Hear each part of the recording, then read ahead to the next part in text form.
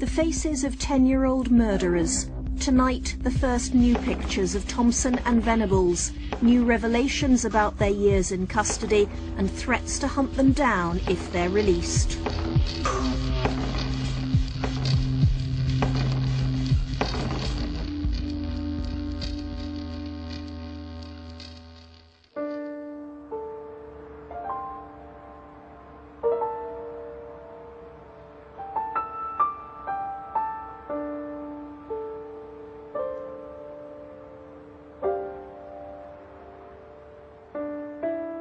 It's 8 years since two 10-year-old boys murdered James Bulger. The anger is still there. I am fully and utterly in favour of doing anything to keep those lunatics, those evil, wicked, vile people into prison, Thompson and Venables. I don't think they have been punished in any shape or form. They have not served a long sentence. They have not been treated like criminals. It's a regular topic on Pete Price's phone-in, and the response is always the same. Hello, Leslie. Hiya, Pete. Hiya, Leslie. What can we do for you? Where do we start, Pete, again? What do we do with them? We keep them locked up for life. Because at the end of the day, it's Ralph and Denise and the rest of their families and friends that are doing a life sentence, not them, Pete. Thank you very much for talking to us, Leslie. Let's go to another call. Hi, Paul. They should have been hung and put in gibbet. Really? You would have hung two little 10-year-old boys? Yeah, well, when they were old enough to appreciate the punishment. So you would have waited till they got older and then hung them? Yeah. So you kept them locked up and then hung them? Yeah. All right, Paul, thank you very much for that. Give us a ring, 0151 47209. The two killers are now eligible for parole, and Pete Price is among those campaigning to keep them locked up. Public opinion seems firmly on his side. It's a very emotive subject for people of Kirby, and I'm sure for the rest of Liverpool. I can't ever begin to think how two children of that age could actually partake in the evil that they did.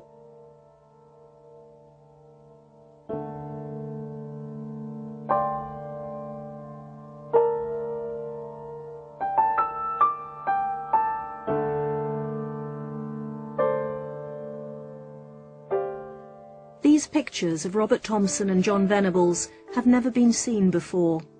Taken at the time they were charged, they're also the last pictures you're allowed to see. A court order means more recent ones can't be shown. We can't speak to anyone involved in their care or custody, or say where they're held. The legal restrictions mean very little hard information has ever emerged about Thompson and Venables in the last 8 years. Recently, the Lord Chief Justice said they'd made remarkable progress. But how do we know? How has the system dealt with 10-year-old murderers? What treatment have they had? Are they still dangerous? Up until now, we've only heard from those who want to keep them locked up for life. So tonight, we take a deeper look at their time in custody. And some of what we found is so controversial, it's not surprising it's been kept quiet.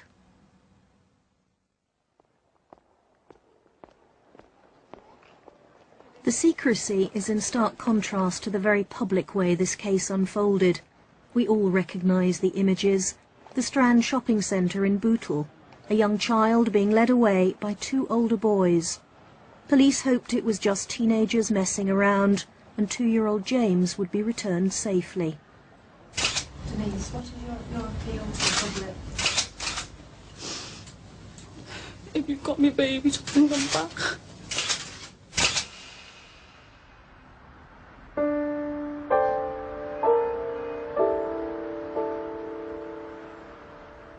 For 2 days, the hunt for James dominated the news, and it seemed the whole country shared the Bulgers' anguish.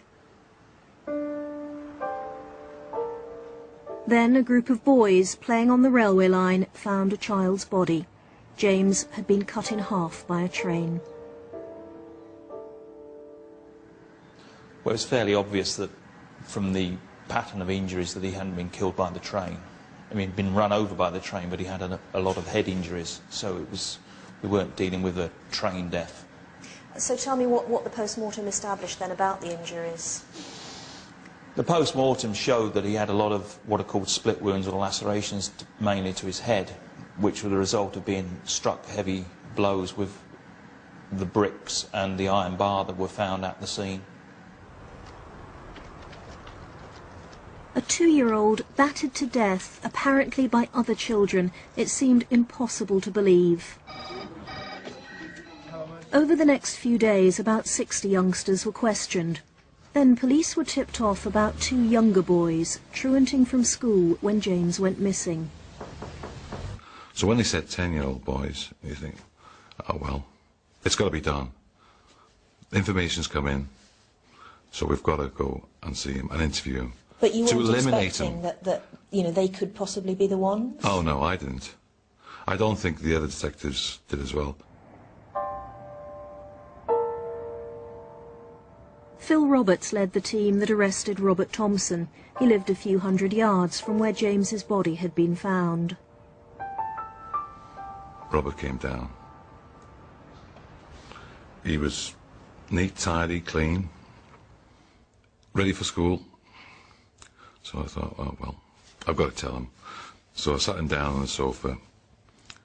I went down on my knees, sort of eye-to-eye contact. Said, Robert, I'm here because of James' murder. He says, yeah, no. She said, but we've been told that you might be involved in it. Then he started sort of panicking, sort of crying, but not crying with tears, just no tears, but crying. He was afraid more than anything.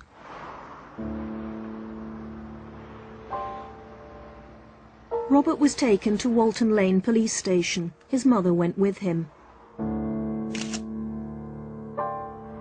A couple of miles away, on the Norris Green estate, another team arrested John Venables and took him to Lower Lane police station. The first thing I noticed about John is that he looked far younger than the 10 years that he was in actual fact. He looked like an 8-year-old, little cherubic, angelic-looking face, supported by his mum, who was a nice, polite person.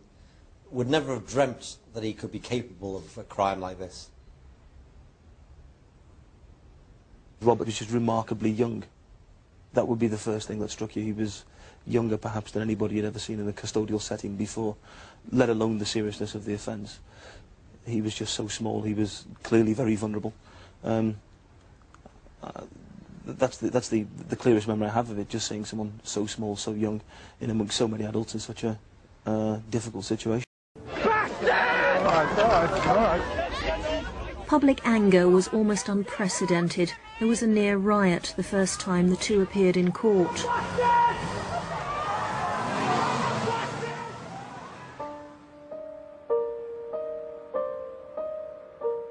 Nine months after the killing, a formal Crown Court trial.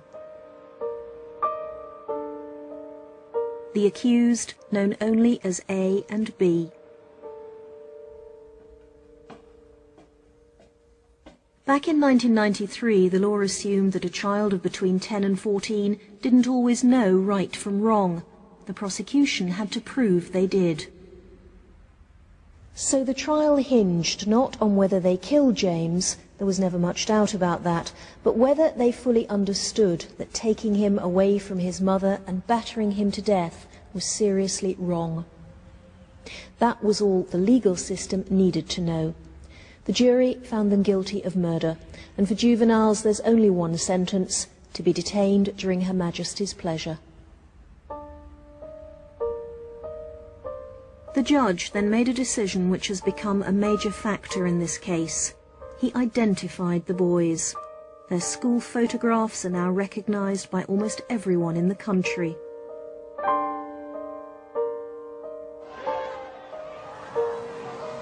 But at the same time, the judge ordered that no details of their future in custody could be revealed. It means Thompson and Venables will always be remembered, but only as murderers. However they've changed, whatever progress they've made, that's been kept secret.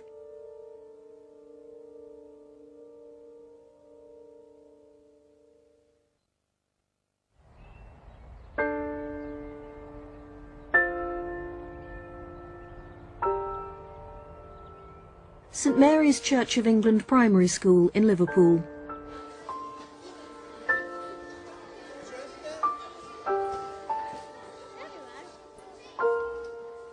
"8 months before John Venables and Robert Thompson became murderers. They're now 18, but they're fixed in the public mind as 10-year-old monsters, evil freaks of nature. Any other views, especially in Liverpool, tend to stay hidden." I didn't look upon Robert as being evil. You know, as in my eyes and what I seen of Robert, he was a normal little boy that got up to mischievous things like every other little boy. Her son was also at St Mary's, one of Robert's few friends. Much of the time, the pair of them truanted. I used to take him to school. I'd put him in one gate and he'd sneak out the other gate without me knowing. I then found out that they used to go to the shops, pinch biscuits and sweets, and they had a den, but I don't know where the den was. And they also played on the railway track. She knew her son was out of control, but didn't know what to do about it. At times, the boys roamed around until after midnight. I just couldn't find him. I used to walk the streets looking for him and, you know, I just couldn't find him anywhere. I was worried, but I didn't inform the police because I thought if I inform the police, then the welfare come on your back and before you know it, that's it. So, you know, I just sort of, you know, plodded on and just hoped that he was all right. Robert Thompson's mother felt the same. She didn't want social services interfering. But her son, indeed her whole family, was far from all right. I think ironically that the Roberts family were emerging from a terrible period of chaos, but it was too late for Robert. Robert's father had left the home about 4 years earlier, amid great drama and trauma. His mother was drinking heavily at that time. Robert was the fifth of 6 children, and I think there was quite a lot of bullying going down the ages, and Robert was kind of at the bottom of the pile. A family which was desperate for help. It was fragile, it was damaged, it was vulnerable. You have a 10-year-old boy at his primary school with just on half of his education missing because of truant. It was apparent that nothing formally had been done about that.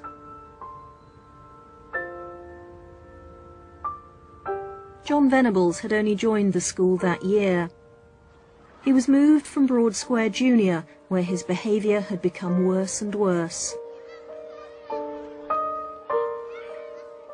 His teacher said John used to revolve along the walls, pulling down work.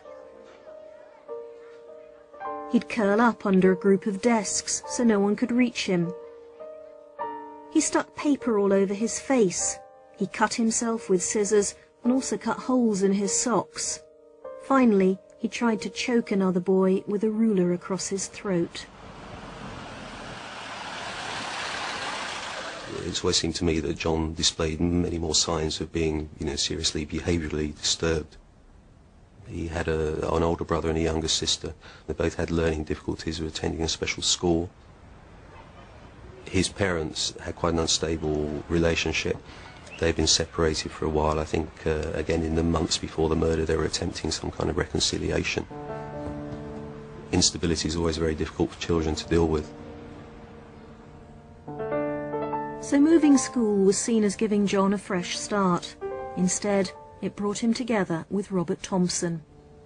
They were 2 small boys from difficult families running wild together, but they appeared no different to countless other children until they murdered James Bulger.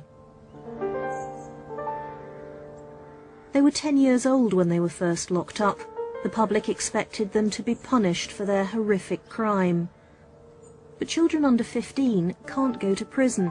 They go instead to secure units run by local authorities. These youngsters may have committed serious crimes or be at risk of harming themselves because they're out of control. For the majority of young people, coming to secure accommodation is a huge shock. There is a bravado as they walk through the door, because that's what a teenager would expect. They will walk in, they will strut in sometimes. Some of them come in crying, some of them are brought in kicking and screaming. But the reality is that once they're in secure accommodation, they have become quickly aware that the adults are in control of their lives, and that, for the first 4 or 5 days, or indeed longer, can be a huge shock. Often youngsters arrive with very little structure in their lives. They've what I would describe as lived on the margins of society, in the sense that they don't go to school, they're out late at night, the whole kind of day is different from everybody else's day. They've often arrived with very poor health backgrounds, no educational achievement records, and sometimes even as basic as they don't know how to brush their teeth. These are children's homes, not prisons, and the emphasis is on welfare. The days are tightly organised, normal school hours, meals at set times. At night, they're locked in their rooms.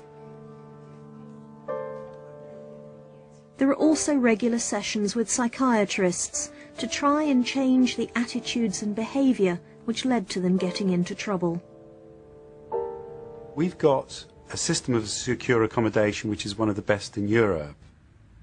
We know we've got effective treatment and we know it works. The outcomes, we can also predict those children who are likely not to benefit and likely to remain at risk in the long term. But for the majority who are amenable to treatment, the outcome is good.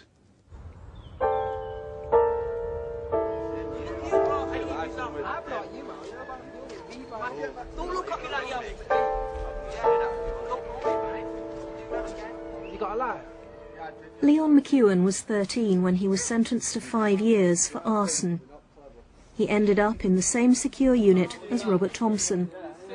Leon knew who he was, although it was never discussed. I had an idea because I read the papers and listened to the news and that's all. I didn't really want to hear it, what he did from his mouth, because I just thought it was sick.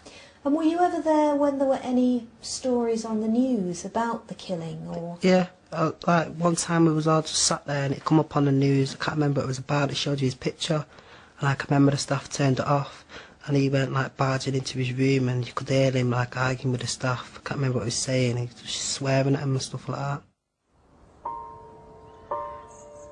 We can't say where Thompson or Venables are held for legal reasons, but they're not in any of the units shown in this programme.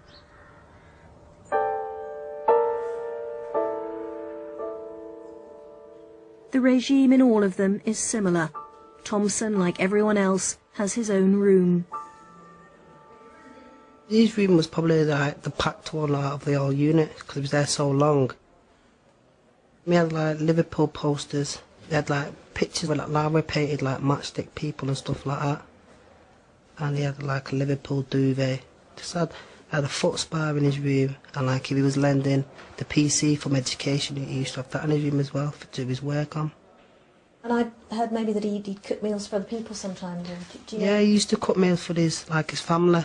Like if he had a visit, like at 7 o'clock, he used to take his family down to like the education bit, like the cooking like class, and like his family used to sit there while he used to cook him a meal. All these revelations will undoubtedly add to the outrage in Liverpool, where people already feel James Bulger's killers have been pampered, not punished. Certainly the facilities in secure units are excellent, but keeping children locked up like this is expensive. On average, it costs somewhere in the region of £3,000 a week, but I regard that as an investment for the future.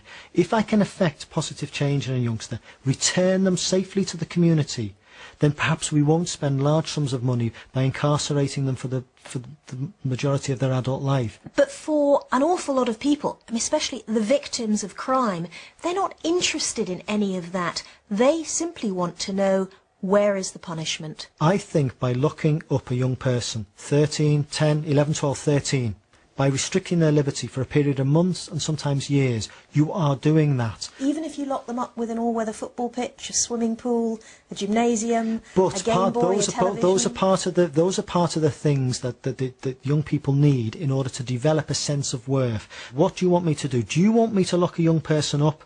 Lock them up in an environment that brutalises them, that actually restricts their liberty in a sense that is negative? Or do you want me to effect positive change so that at the end of the process, young people come out having made progress and change and less likely to commit further offences?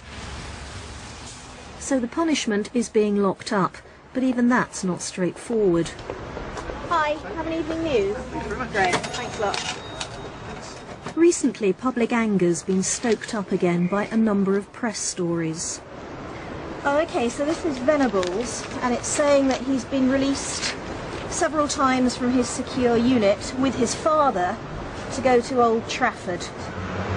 And they're saying that he's also allowed out once a week to play football against teams of local schoolboys who don't know his identity. Stories started appearing as soon as it became clear the killers were eligible for parole this summer.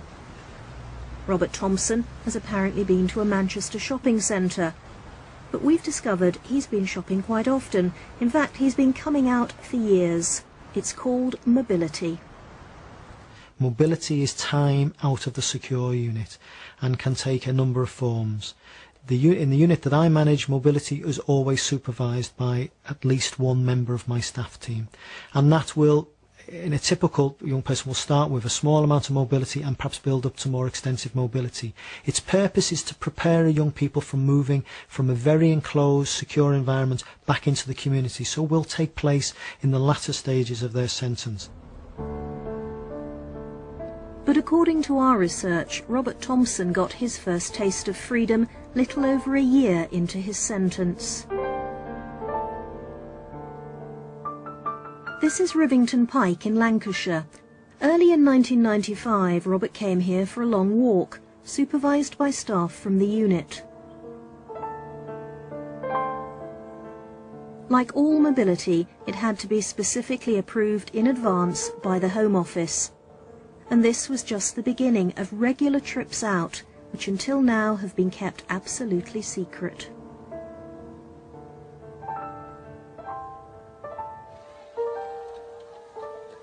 In 1996, Robert began monthly visits to a sports centre.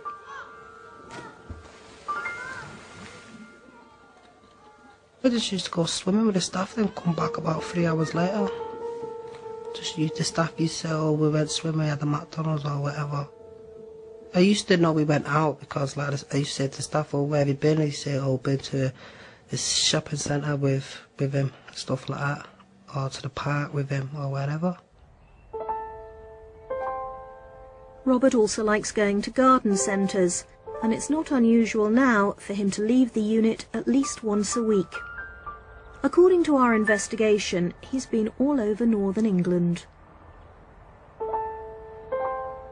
From Sellafield in Cumbria down to Jodrell Bank in Cheshire. He's had days out in Chester and in York. Over the years, Robert Thompson's trips have got longer and further afield, in line with standard policy on mobility.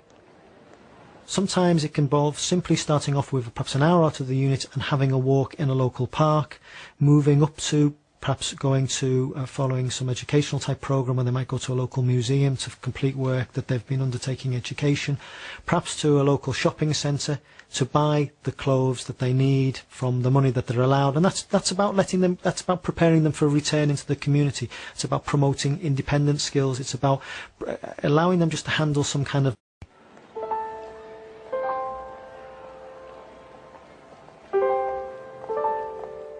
On one hand, it appears a sensible and humane policy.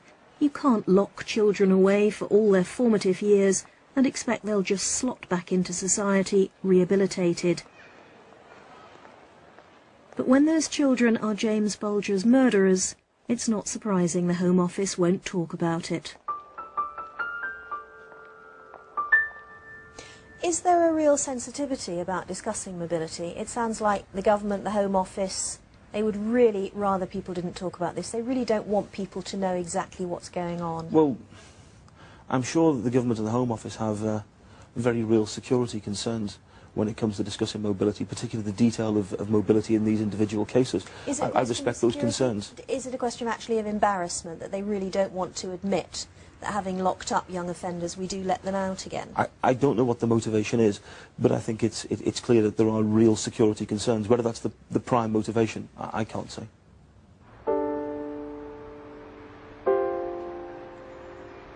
In the end, the only justification for this policy of welfare rather than punishment will be, has it worked?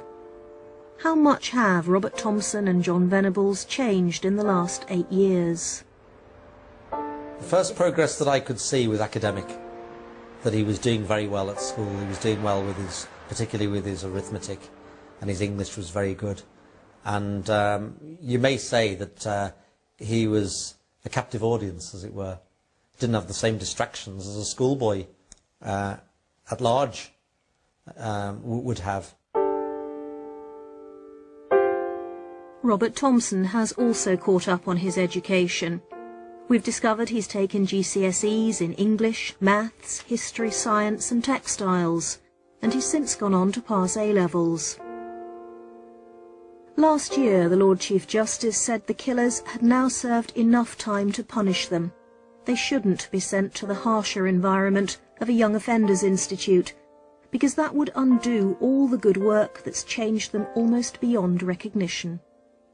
In my personal opinion, one adjective to describe him that stands out about him more than perhaps anybody else, he is a remarkably thoughtful young man for a man of his age.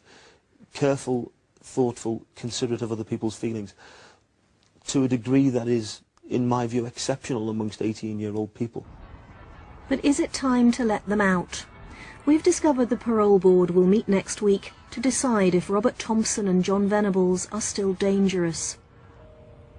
If they're released, James Bulger's father has said they'll be hunted down, and people may already be making plans to do just that.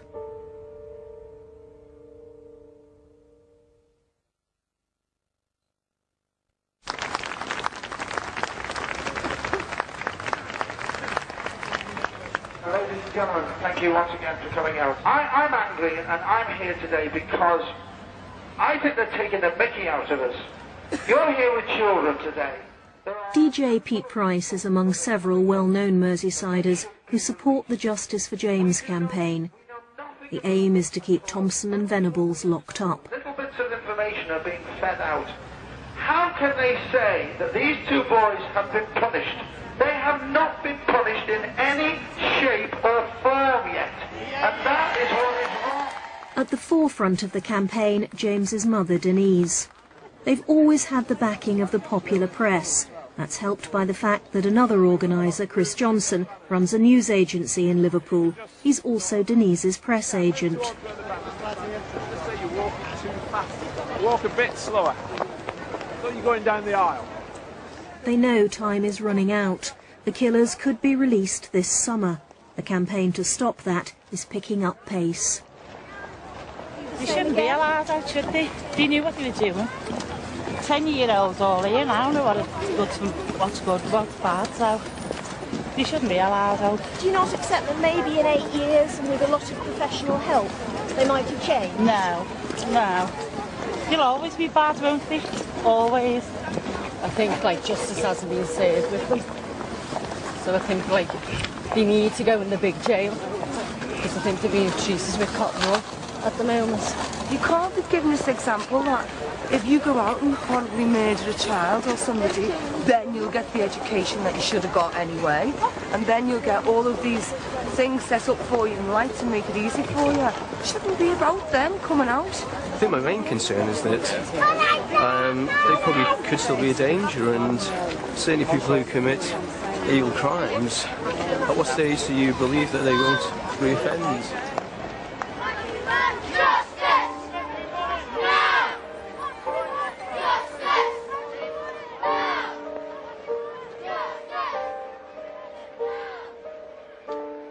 The The view that Robert Thompson is still violent has been fuelled by two recent press stories. An official-looking report describing a fight was in fact a complete forgery, which Scotland Yard is now investigating. There never was a fight.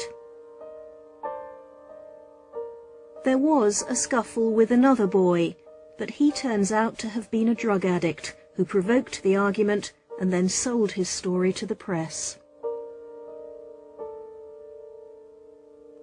In terms of the press interest, these two boys continue to be demonised, and there is a kind of vengeful mood around the case, which I feel that the newspapers do a lot to stoke.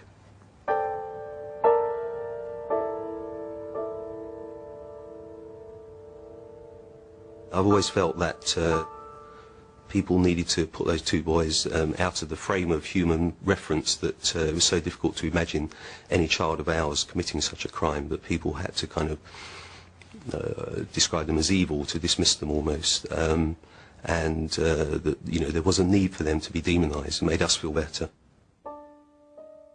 There's always been talk that they mutilated James and sexually abused him. After 8 years, those rumours have suddenly been spelled out in the press. The injuries described were absolutely horrific. We checked every detail with the pathologist who did the post-mortem, and none of this is true.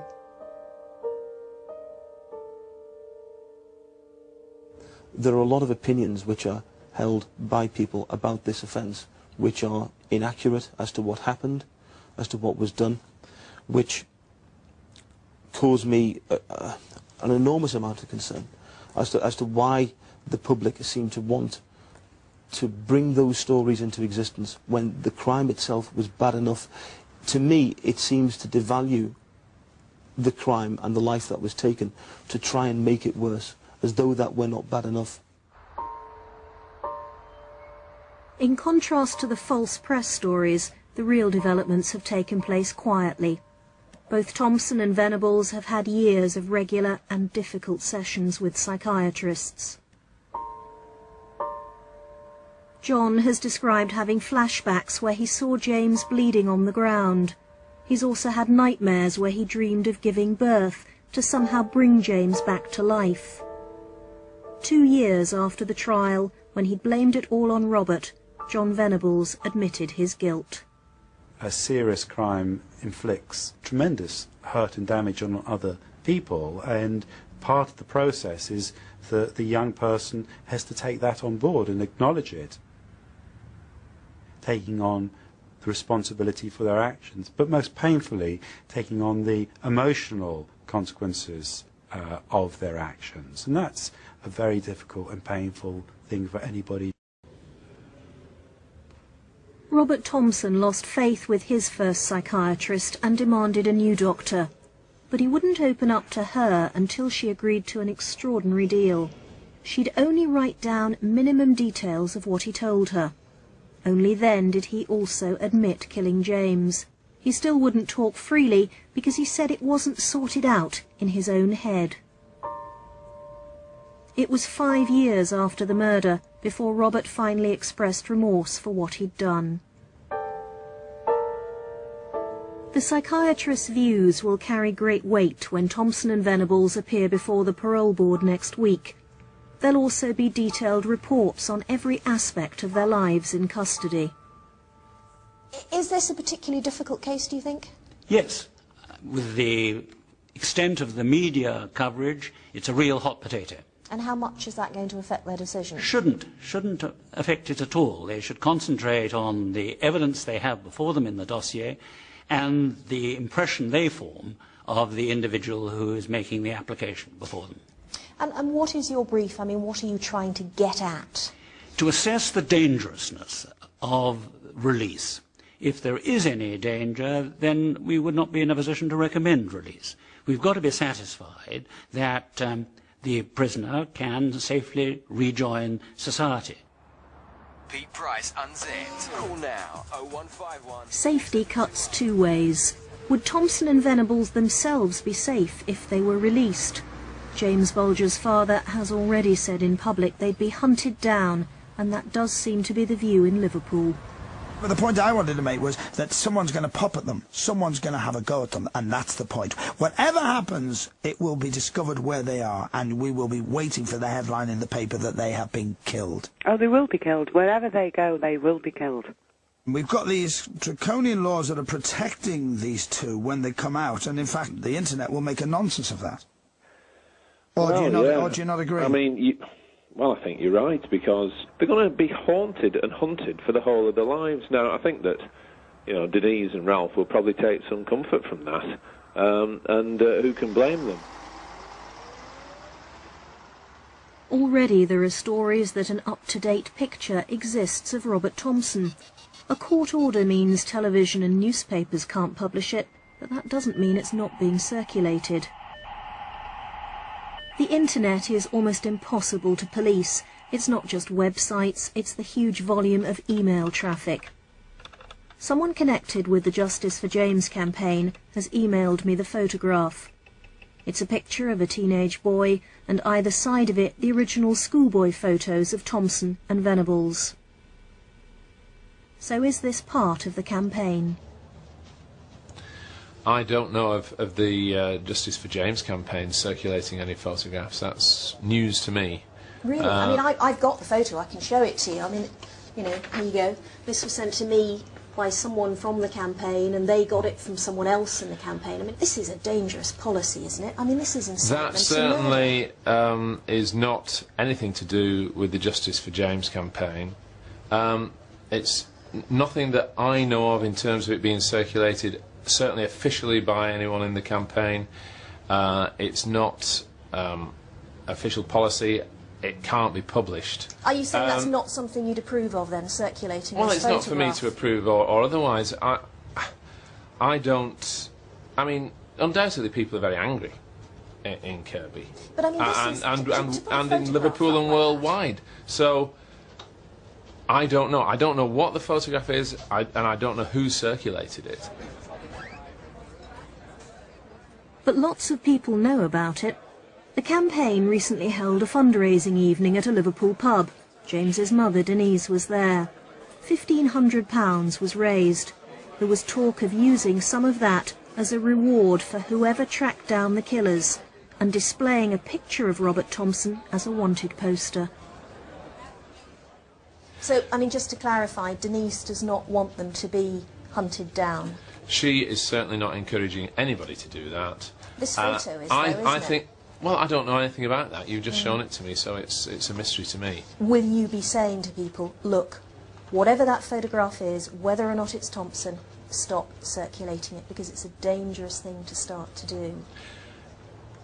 I would have to say to them that they should not circulate it in Britain. Whether they decided that the internet was so big that it couldn't be stopped is a matter for them. I wouldn't seek to tell people what to do. It certainly wouldn't be done by the Justice for James campaign, and it certainly wouldn't be done in this country. If somebody abroad wanted to do it, then we couldn't stop them.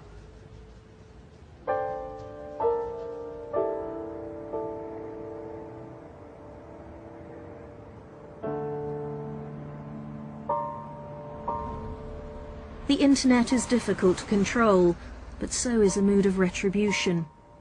We've discovered other teenagers in custody have already been mistaken for the Bulger killers and beaten up. And a woman in Wales was mistaken for one of their mothers. People threatened to firebomb her home. But is the picture Robert Thompson? Leon spent 2 years locked up with him.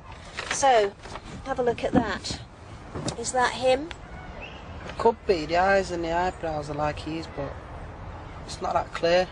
Just the face. You can't be certain? No. Is that because of the quality of the photograph, or, yeah, or what? Can't really see the face anymore, but the face looks a bit like him, but it's just the body as well. But you can't be 100% certain?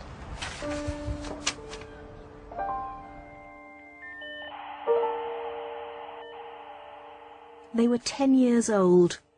James Bulger would be the same age now, if they hadn't killed him. Whether his parents can ever forgive, only they can decide. The issue for the legal system is so much simpler.